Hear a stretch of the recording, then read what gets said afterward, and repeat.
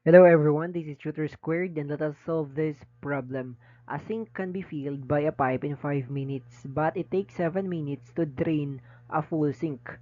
If both the pipe and the drain are open, how long will it take to fill the sink?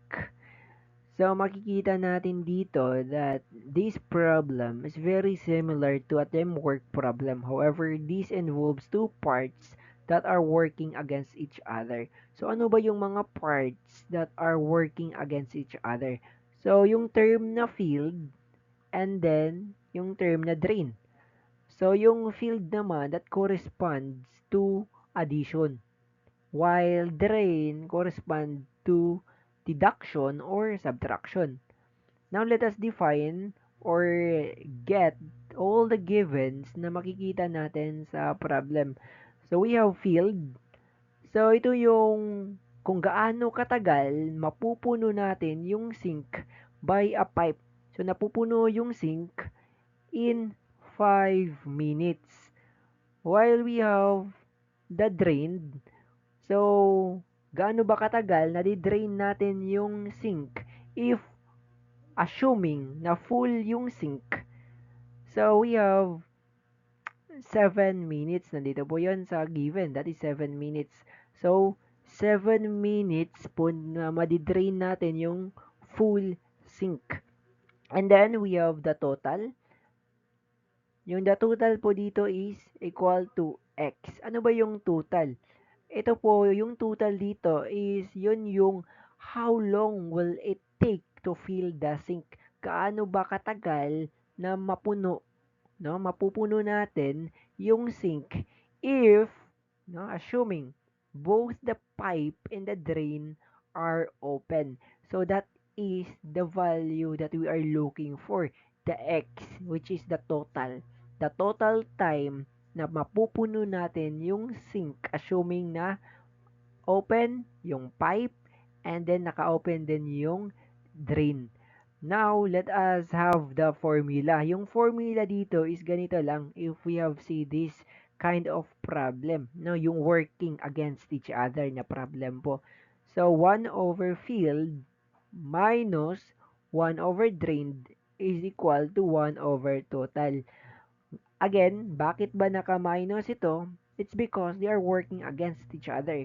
Dito, mina-minus or sinasubtract natin yung sa drain kasi naman, yung drain means subtraction, right? Yung drain is deduction. So, kaya natin yan sinasubtract yung field sa drain. I hope you get that. Ngayon, madali lang to. Isa-substitute lang natin yung value na nakuha natin sa given problem. So, ganito po yan. Yung field, alam na natin yung field that is 5.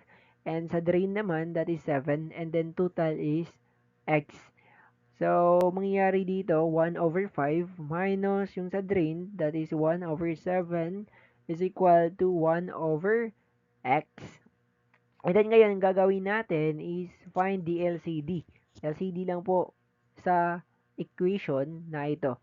So that we can have another equation that is whole number and mas madali po yung pagsosolve natin or pagsisimplify sa equation to find for the value of x. Ngayon yung LCD dito, we have 5, 7, and x na denominator.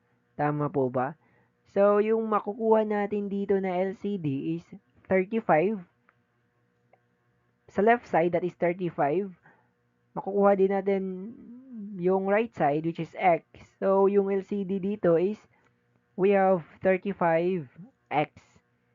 So, ngayon, to have the whole number na equation, ang gagawin natin dito is i-distribute natin. Distributive property of multiplication. I-multiply natin each term, yung 35x.